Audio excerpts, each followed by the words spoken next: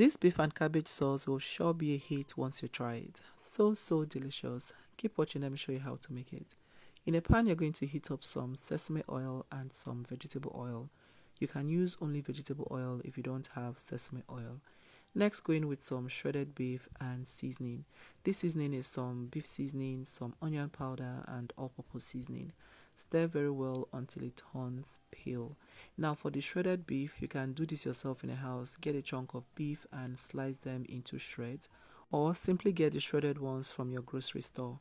Next, I'll go in with some scotch bonnet pepper already chopped, add some sliced onion and some minced garlic. I'm going to stir this for about a minute or two before I go in with a bit of water.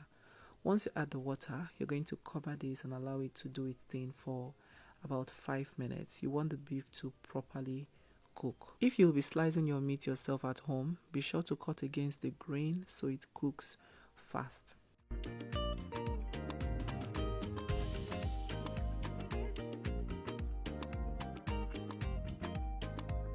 So while that is going, let's prepare the rice.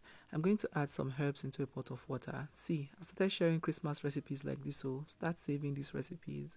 Next, go in with some coconut flakes. For the herbs, you can use parsley flakes and oregano flakes, dried ones, okay? You don't have to have these bottled ones. Add your chicken seasoning, add some oil, and allow to come to a boil. Back to the beef. Now you're going to add your sliced bell peppers. I used yellow, red, and orange bell peppers. Use any color that you like. Give that a good mix. Then you're going to go in with some oyster sauce. You can also use stir-fry sauce for this if that is what you have. Give it a good mix. Then you're going to bring your slurry. Slurry is a combination of water and cornstarch. Add just a little bit. You don't want it to thicken up because you want it to be a little bit saucy, right? So give that a good mix. Now you're going to add your cabbage. It's a cabbage and beef stir fry, remember? So add lots of cabbage at this point. Once you add the cabbage, you want this thing to still retain its crunch, so don't let it go for too much. Once you add the cabbage, give it a good mix. Once it wilts, take it off the heat. Today's special hug is for Bianca, watching from Arizona. I'm glad you love the recipes. Please let me know where you're watching from.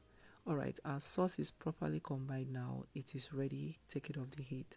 At this time, the water for the rice is boiling. You're going to add your thoroughly washed rice and then allow this to cook completely. After a few minutes, check on the rice. Once it is dry, you know it is ready. So fluff it out just like this. Be sure everything is properly combined. In my case, you can see a little bit of seasoning peeping out. So I'm going to make sure everything is nicely crushed before I take it off the heat. This rice was tasty by itself. So good.